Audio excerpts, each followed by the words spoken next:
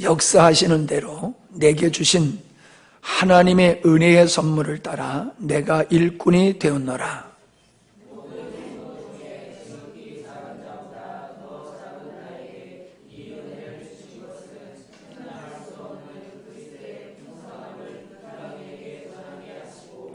영원부터 만물을 창조하신 하나님 속에 감추어졌던 비밀의 경륜이 어떠한 것을 드러내게 하려 하심이라.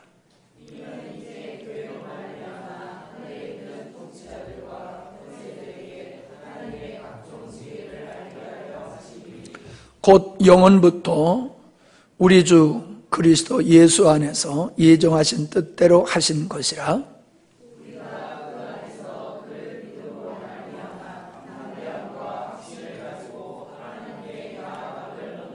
같이 그러므로 너희에게 구하노니 너희를 위한 나의 여러 환난에 대하여 낙심을 하지 말라. 이는 너희의 영광이니라. 아멘. 바울은 자기 자신에게 주신 깨닫게 하신 그 복음을 에베소 교회에게 적극적으로 전하고 있음을 보게 됩니다. 거룩한 사도들과 선지자들에게, 믿는 자들에게 성령으로 계시하셔서 깨닫게 하신 것을 복음이다. 7절에 보면은 이 복음을 위하여 라는 말씀이 나오는데, 이 복음은 사람의 지혜와 지식으로 깨달을 수 있는 것이 아니라 하나님께서 깨닫게 해주시는 은혜가 있어야지 깨닫는 거라는 거예요. 그러므로 우리가 복음을 깨달았다라고 하면은 우리는 엄청난 은혜를 입은 자라는 겁니다. 예수님을 믿고 우리 삶 속에 어떠한 참 우리가 원하는, 우리가 기대하는, 소위 말해서 형통하는 사건이 있지 않다 할지라도 우리가 예수님을 구세주로 알고 예수님을 믿음으로 말미암아 하나님의 자녀가 되는 영광에 참여하게 되어지고, 그 하나님의 자녀로서 세상을 이기고 죄를 이기고 주께 속한 삶을 살다가 참 주님을 닮아가는 그 은혜 속에서 이 세상에서 살다가 하나님 앞에 간다라고 하는 것이 얼마나 큰 축복인가라고 하는 것을 우리가 인식하게 되어지면은 하나님 앞에 감사하며 살게 될 줄 믿습니다. 우리에게 더 큰 은혜가 필요한 게 아니라 이미 주신 은혜를 우리가 바로 깨닫는 것이 성도답게 살아가는 길이고 세상을 이길 수 있는 길이고 주어진 사명을 감당할 수 있는 길이다라고 하는 겁니다. 하나님을 알지 못하고 하나님 앞에 합당한 모습으로 살아갈 수가 없습니다. 내가 믿는 하나님을 바르게 알지 못하고 그 하나님이 원하심을 쫓아서 살 수 있는 길은 없습니다. 그래서 우리가 바르게 살아야 된다, 바른 믿음의 생활해야 된다라고 하는 의지가 있다라고 하면은, 갈망이 있다라고 하면은 우리는 하나님을 알아가는 노력을 해야 됩니다. 하나님을 알아갈수록 우리는 하나님이 원하시는 길을 걸어갈 수 있다라고 하는 사실이에요. 그래서 우리는 이 복음에 능한 자가 되어야 될 줄 믿습니다. 우리가 복음을 듣는 데는 능하고 말하는 데는 우리가 능하지 못하면 안 됩니다. 우리가 복음을 알게 되어 있으면 복음을 전할 수 있게 되어 있어요. 지난주에도 말씀을 드렸습니다. 복음을 전하는 건 어려운 게 아니에요. 복음이 내 안에 있으면은, 그리고 복음이 나의 삶이 되어지면은 그 복음을 이야기하고 전하는 것은 결코 어려운 것이 아니다라고 하는 겁니다. 혹 전도를 훈련을 좀 시켜서 전도할 수 있게 해주세요. 또 전도를 훈련시켜가지고 전도하게 하는 이러한 현상들을 우리가 보게 되는데, 제가 봤을 때는 틀렸다라고 말하기보다도 그것은 뭔가 인위적으로 하는 것이다 라는 생각이 들어요. 사람이 장성하게 되면은 결혼을 하고 아이를 낳게 되는 것과 같고, 우리가 기쁜 일이 있으면은 기쁨을 나누게 되는 것과 같이 우리 안에 복음이 있게 되어지면은 어떤 모습으로든지 각자의 자기 나름대로의 어떤 표현이 성령의 인도하심 속에서 그 복음을 다른 사람에게 전할 수 있게 되어 있다는 겁니다. 그걸 배워서 해야 된다라고 하면 획일적인 것이 되어지는 거고, 마치 공장에서 물건을 찍어내는 것과 같은 그런 식으로 복음을 전해서는 안 됩니다. 복음을 전하는 그 복음의 내용은 같아도 복음을 전할 때에 그 대상은 환경과 그 사람의 위치와 여러 가지가 다릅니다.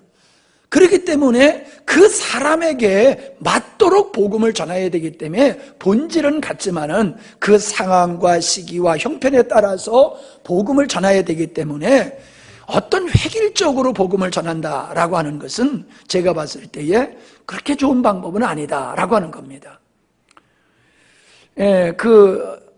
이상 목사님이 북한에 사형리를 가지고 들어가서 사형리를 전하려고 하다가 전할 기회가 없어서 다시금 기차를 타고 신의주를 통해서 중국으로 올 때에 발각이 될 것 같아가지고 화장실에 가서 그걸 버렸대요.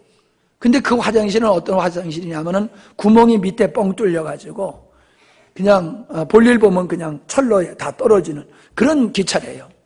그래서 거기다가 다 쏟아 부었는데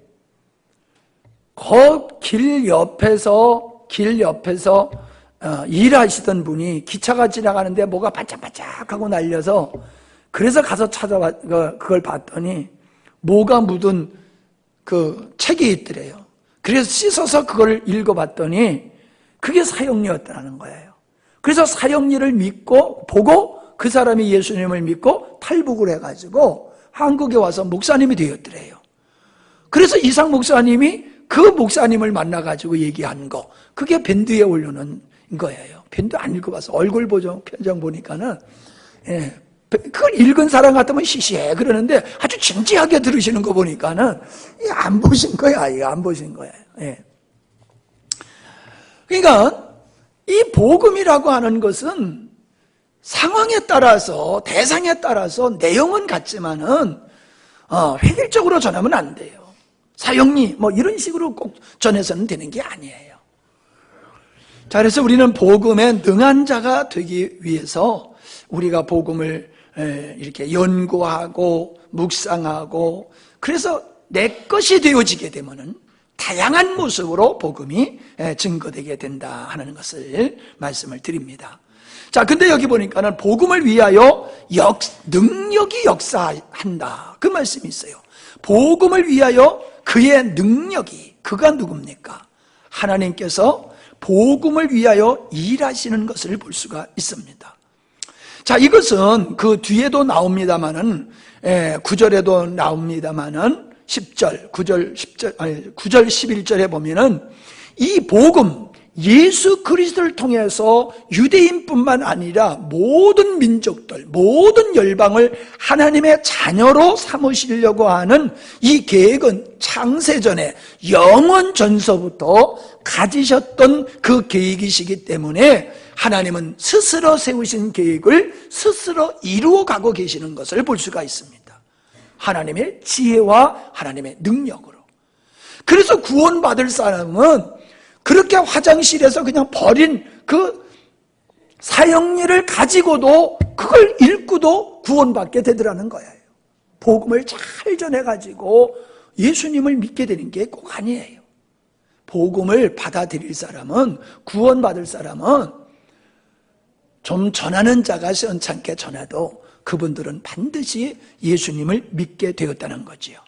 그래서 복음을 위하여 하나님께서 당신이 세우신 계획, 영원전, 창세전에 세우신 하나님의 자녀들을 얻으시려고 하는 이 역사를 하나님이 하시는데, 그것을 뭐라고 얘기하고 있습니까? 은혜의 선물이다, 그렇게 말하고 있어요. 복음은 은혜의 선물이다. 그냥 거저주는 것이 은혜이고 거저주는 것이 선물이라는 거지요. 이 복음은 우리가 노력한 대가로 얻는 것이 아니라 하나님께서 우리의 눈을 주권적으로 열어주시고 귀를 열어주셔서 보고 들을 때에 깨닫게 하시는 은혜를 입게 된다는 거예요. 그래서 우리 행위와 상관없이 우리가 구원받게 되어지고 우리의 노력과 상관없이 하나님의 은혜로 이 구원의 진리를 깨닫고 구원받게 되기 때문에 이 복음, 우리를 구원하시는 그것은 바로 역사하시는 그분의 능력에 의해서 우리가 은혜로 이 복음을 받아들이게 되는 거다. 구원을 선물로 받게 되는 것이다. 그렇게 말씀하고 있습니다. 자, 그러면서 8절에 가서 우리가 보면은 어떤 말씀이 있느냐 하면은 풍성한 그리스도의 풍성함을 이방인에게 전하게 하시고 그렇게 말씀하고 있습니다. 측량할 수 없는 그리스도의 풍성함. 그게 뭡니까? 그게 구원이지요. 은혜로 준 선물이지요. 여러분, 우리가 예수님을 믿고 산다라고 하는 것은 정말로 세상에서 비교할 수 없는 풍성함이 있는 겁니다. 우리가 이제 풍성함이라고 하는 것은 자꾸 우리는 물질적으로 환경적인 것을 생각하거든요.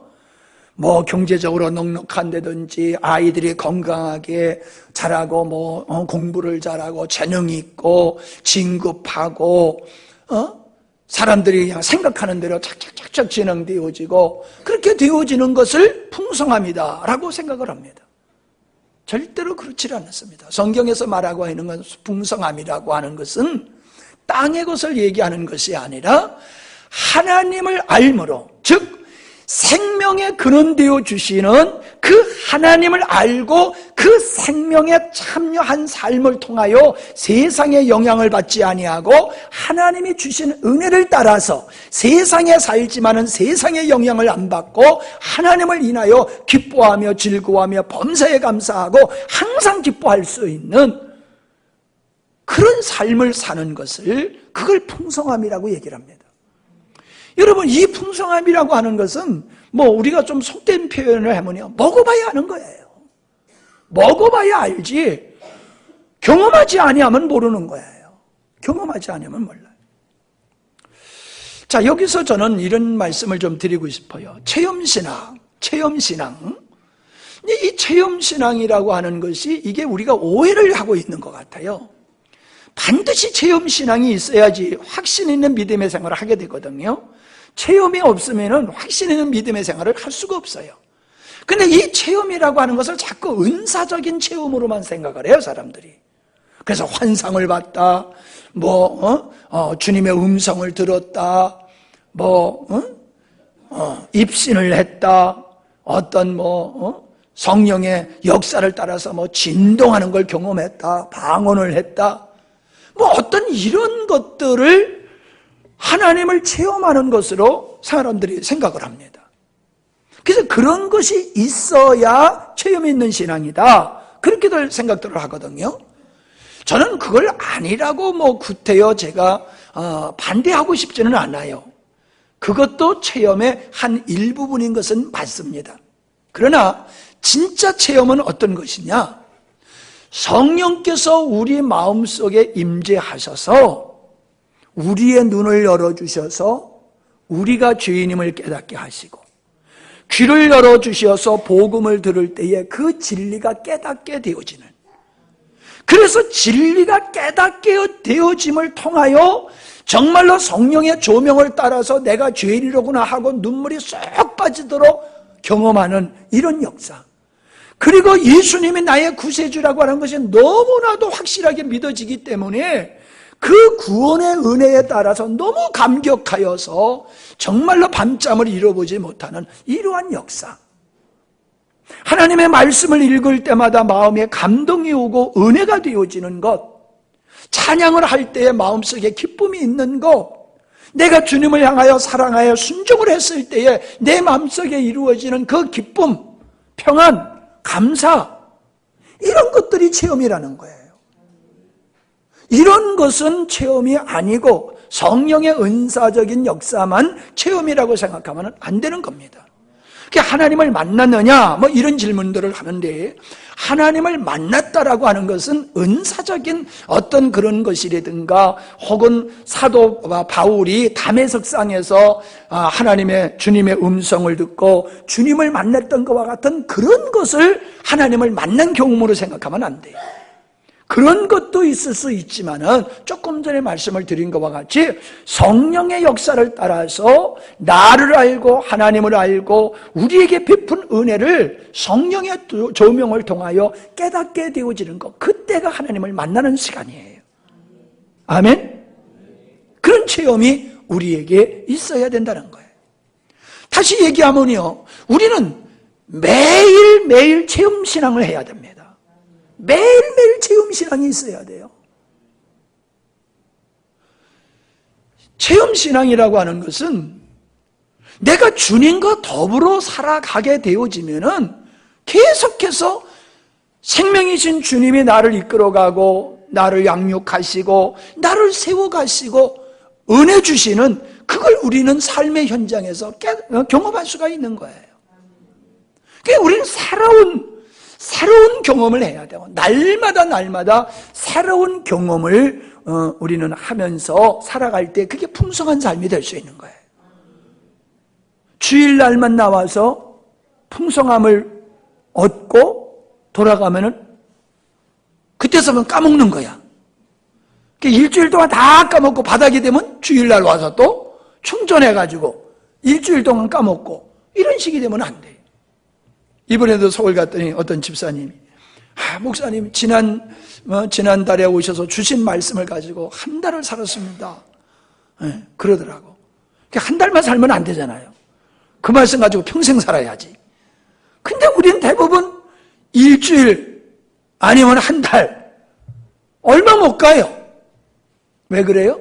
새로운 은혜를 우리는 지속적으로 새로운 은혜를 우리는 공급받음으로 말미암아 그 풍성함이 늘 유지가 되어야 될 줄 믿습니다. 왜 우리 신앙이 냉랭해집니까? 그건 새로운 은혜를 지속적으로 받지 않기 때문에 그래요. 지난주에 보니까는 거실에 있는 그 나무들이, 화초들이 바짝 말라가고 있더라고요. 그러니까 우리 김복임 집사님이 물을 갖다 다 주시더라고요. 아무리 싱싱한 꽃이라도 물을 안 주면요 시들시들해지는 거예요.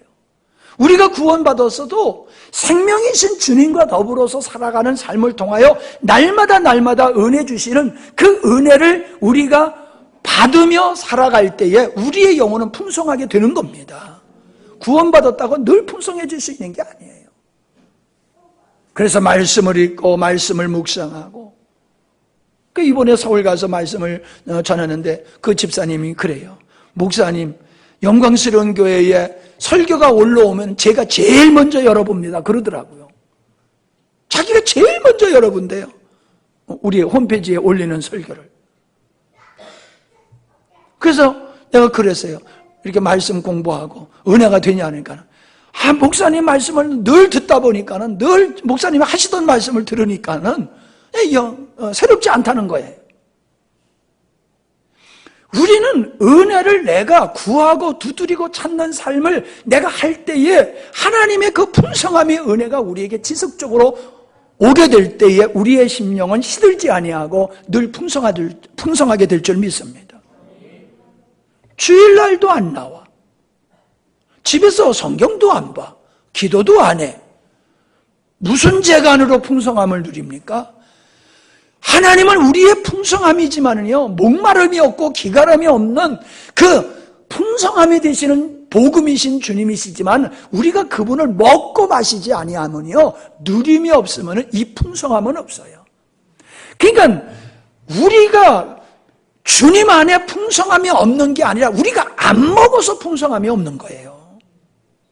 이해가 되세요? 아무리 많아도요 먹어야 돼요. 안 먹으면 풍성함이 없는 거예요. 먹어야지 내 것이 되는 거예요. 아멘? 바울은 복음은 측량할 수 없는 그리스도의 풍성함이다라고 얘기를 하고 있어요. 측량할 수 없는 풍성함. 그러니 여러분, 이거를 놓칠 수 있겠습니까? 이걸 버리겠어요? 이걸 소홀히 여기겠어요? 절대로 그럴 수 없는 거예요. 이 중동 지방에서는요, 우물 가지고 싸워요. 우물 가지고. 지금 세계가 자꾸 물이 부족하니까요, 강을 가지고 싸우잖아요. 강을 가지고. 물 때문에. 물이 없으면 다 죽는 거예요. 물을 포기하면 죽는 거예요. 그냥 물을 확보하기 위해서 여러 가지 일을 하고 전쟁까지 하고 그러잖아요.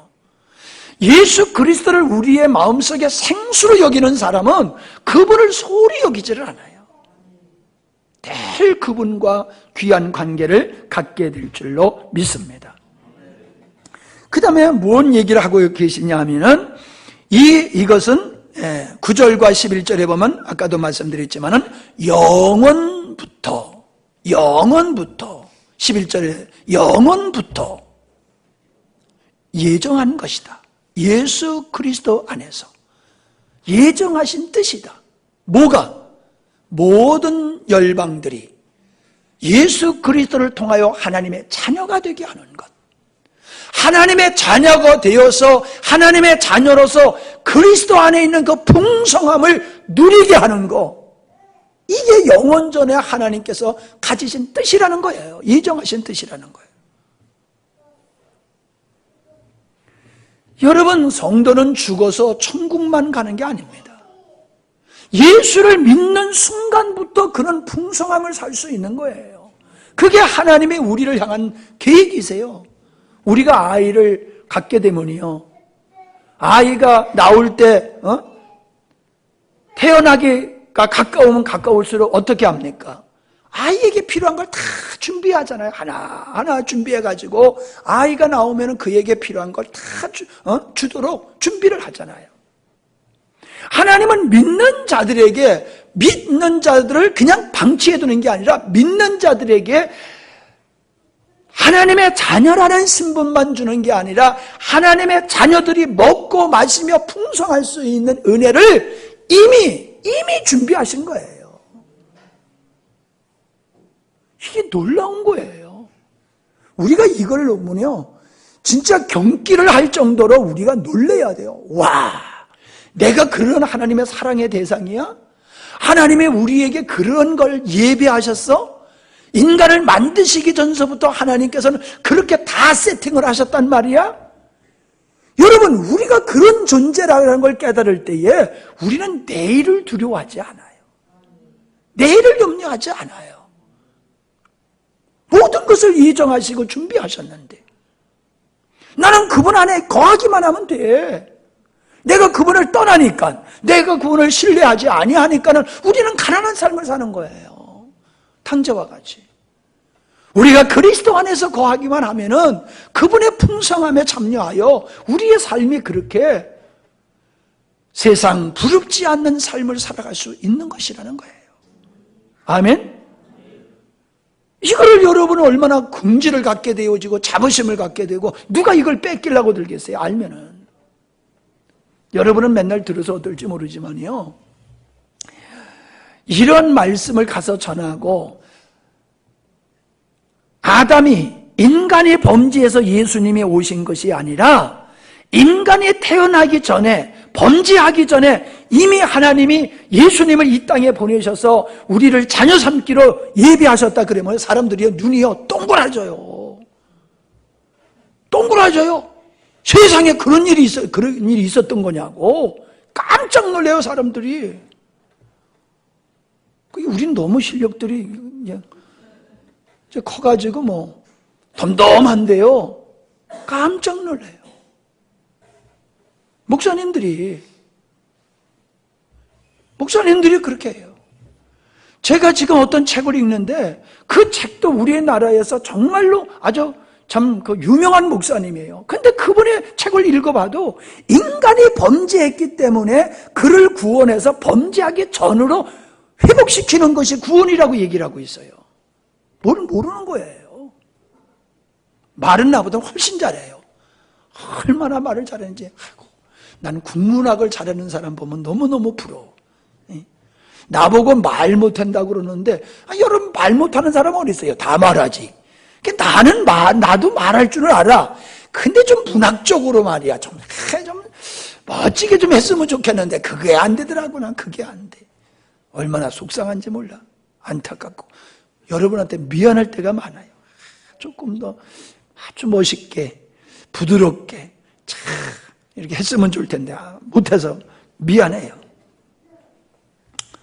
그러니까 이 복음은 얼마나 귀한 거냐.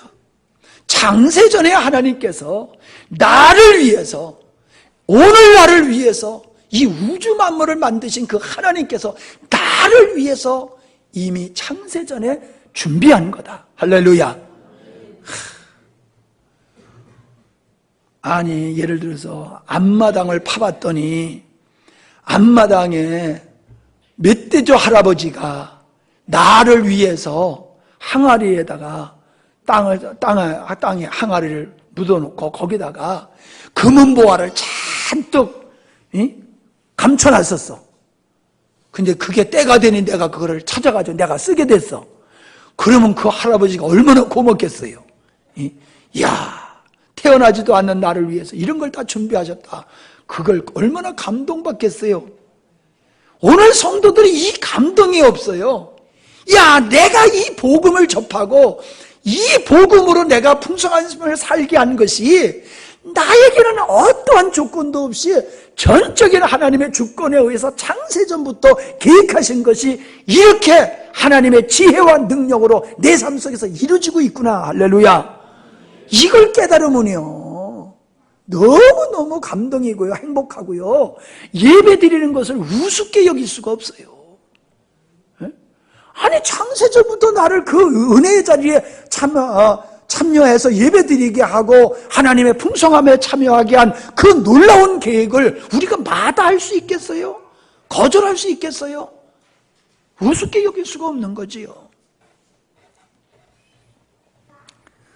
이 복음은 이방인 모두가 하나님 앞에 담대히 나가게 하는 거라는 거예요. 하나님 앞에 12절에 보면은 우리가 그 안에서 그를 믿음으로 말미암아 담대함과 확신을 가지고 하나님께 나아간다.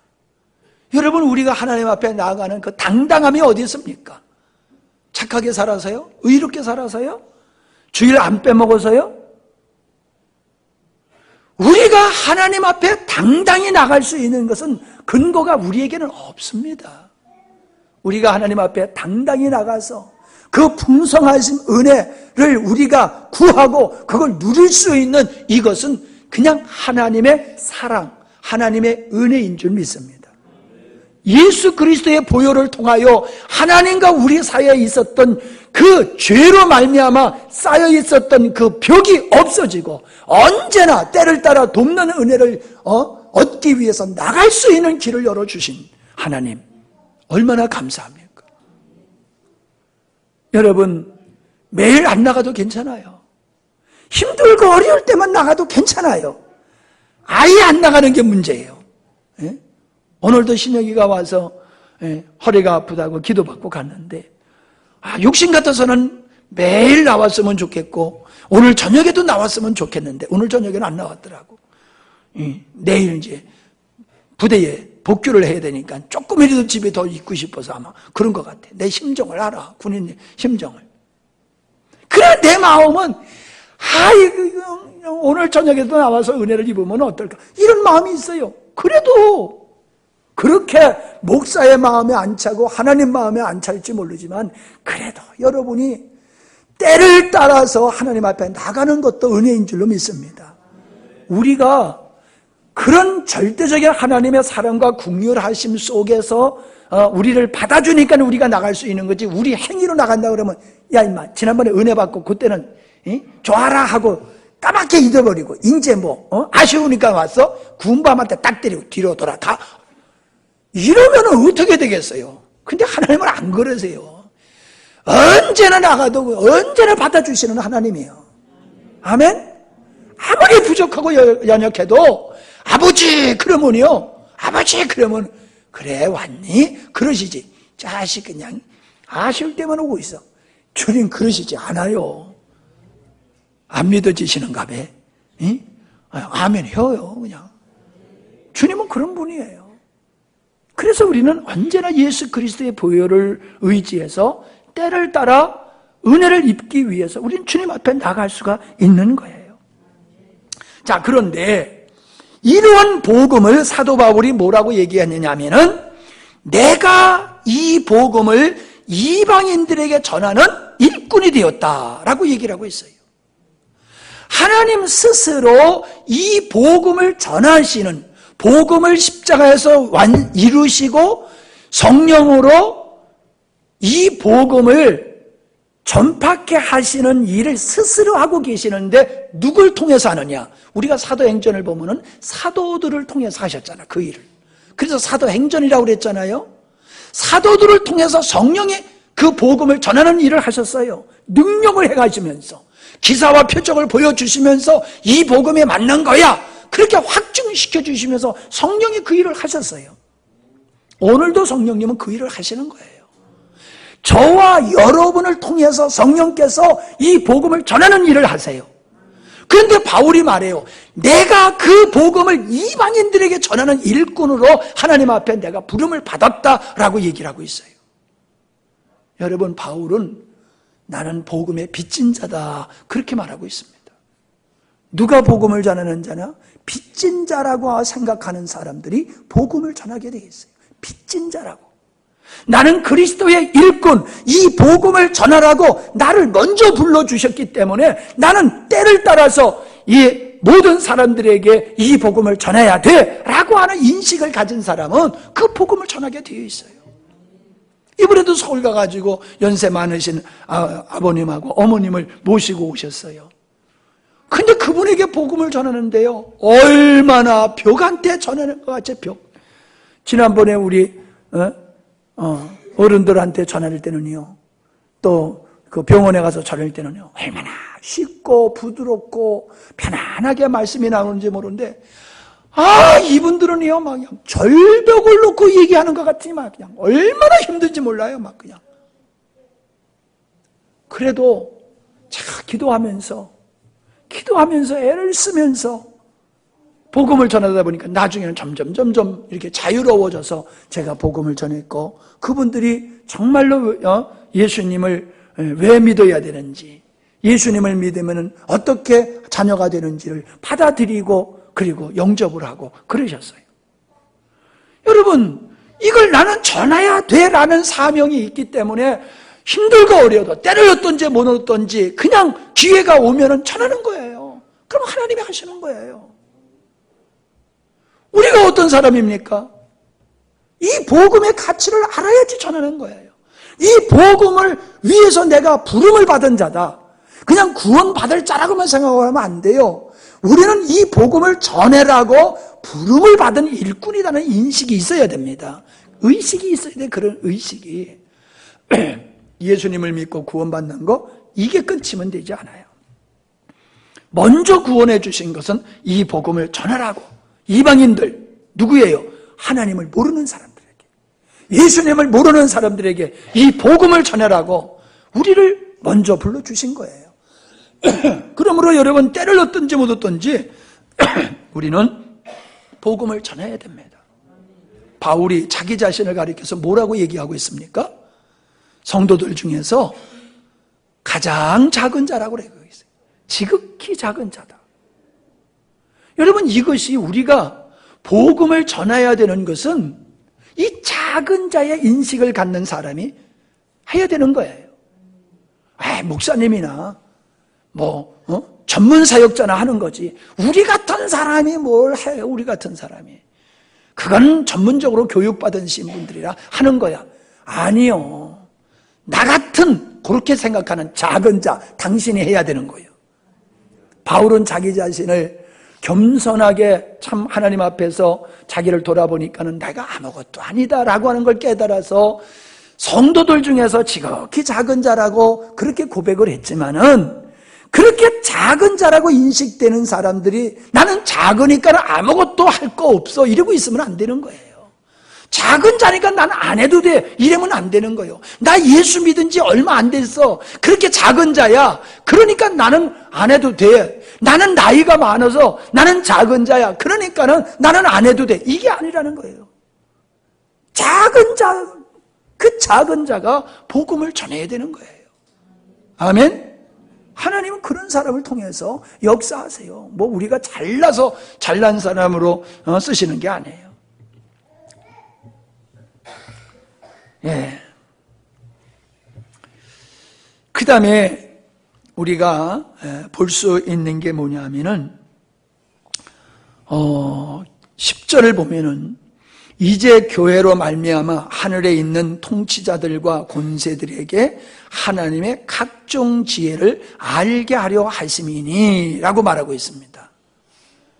자, 교회로 말미암아, 조금 전에는 지극히 작은 자 바울을 일꾼으로 선택해서 그 복음을 이방인에게 전하게 하셨는데, 지금은 뭘 얘기하냐면 교회를 통해서 천사들에게 하나님의 그 비밀한 지혜를 알게 하신다, 그렇게 말씀하고 있는 거예요.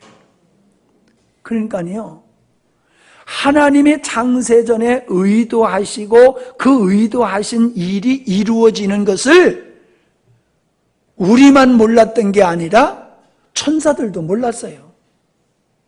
천사들을 몰랐어요. 그 천사들이 궁금한 거야.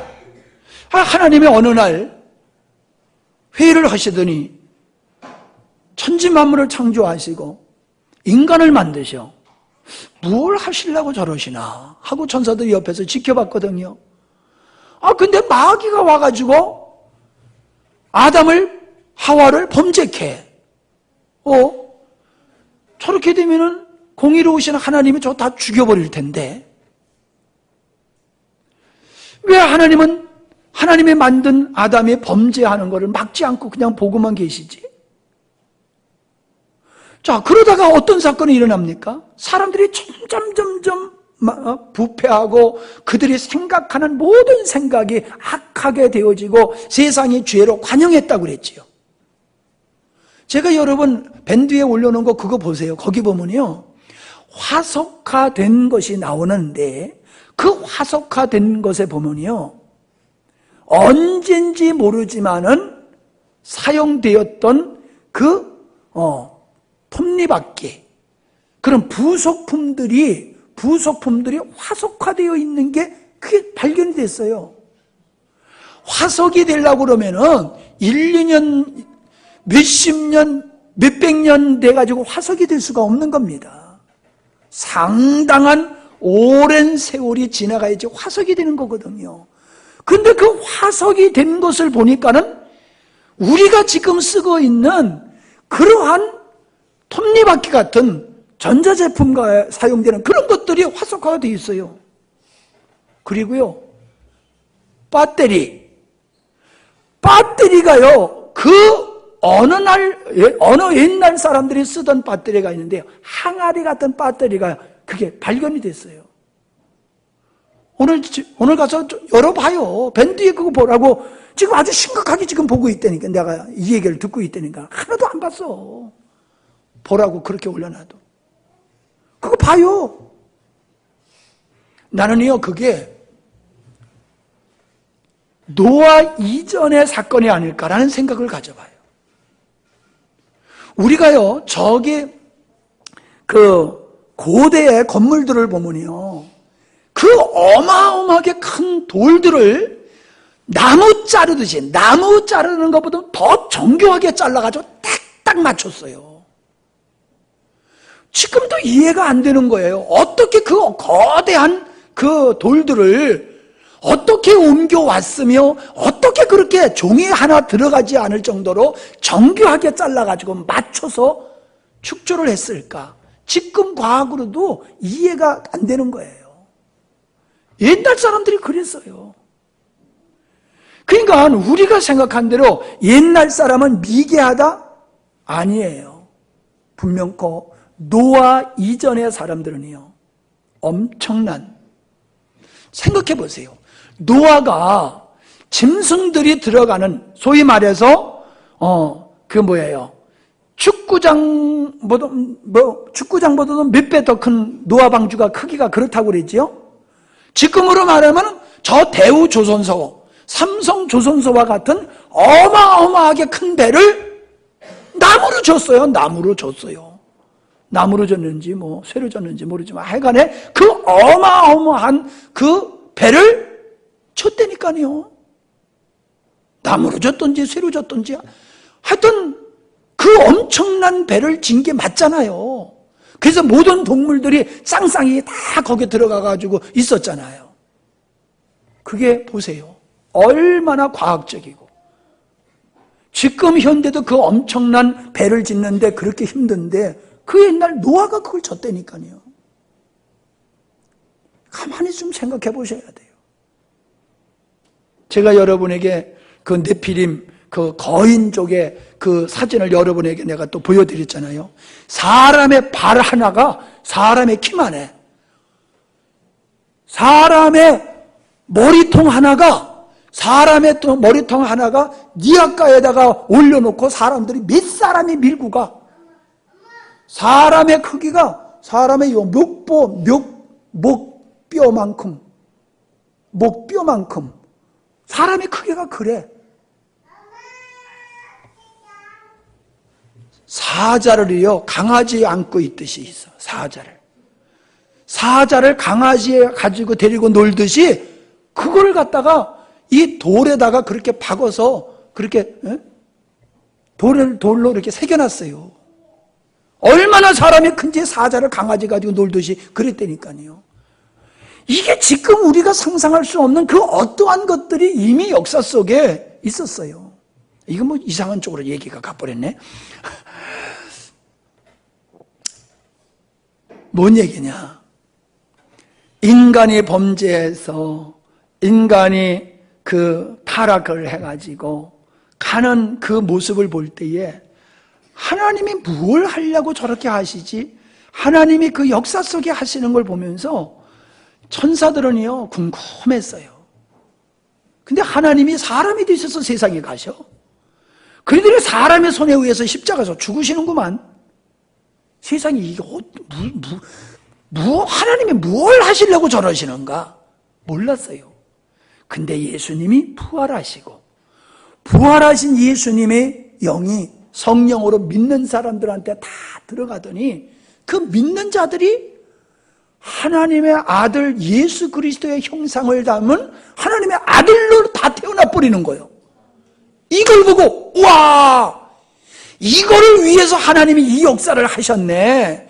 교회를 보고서 창세전에 하나님이 의도하신 그것이 무엇인지를 비로소 교회를 보고 깨달은 거예요. 교회를 보고.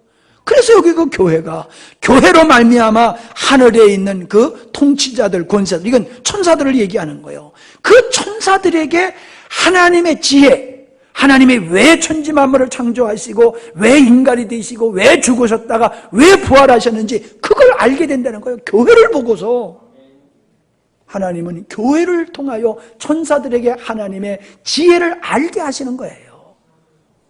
그러니까 교회가 그 역할을 해야 돼요, 말아야 돼요? 당연히 교회는요 그 일을 해야 되는 거예요. 당연히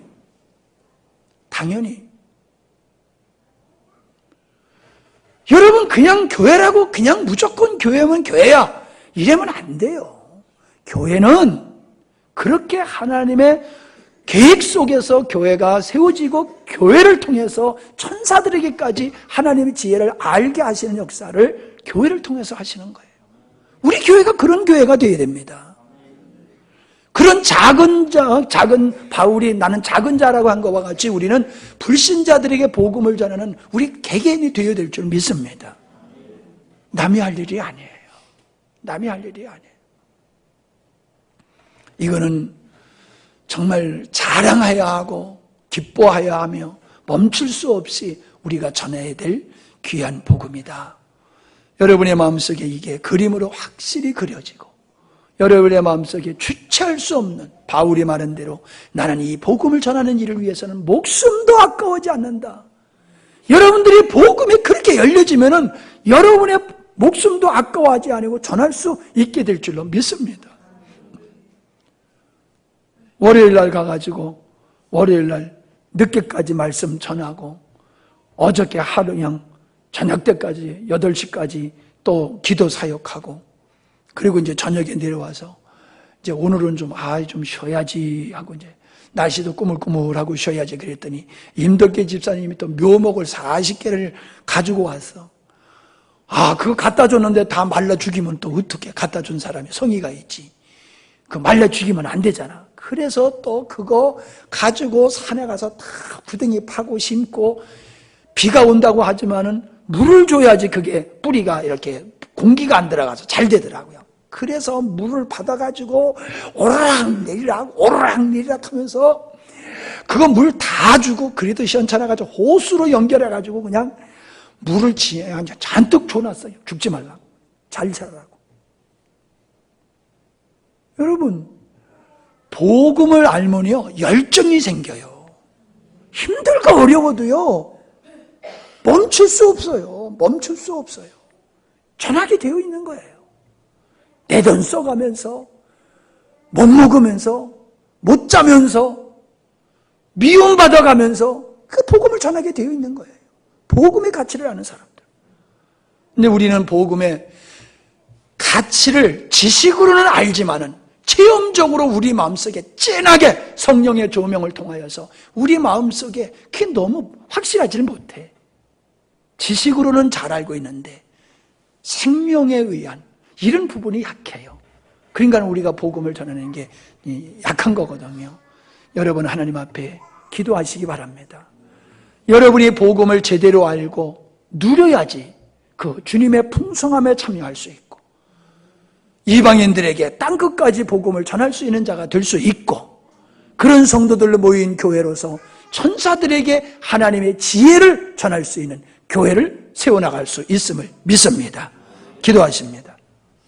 오늘 말씀을 붙들고 함께 기도해 보십시다. 하나님, 참으로 이 복음 영원 전부터 하나님께서 뜻하시고 예정하신 이 복음이 우리에게 왔습니다.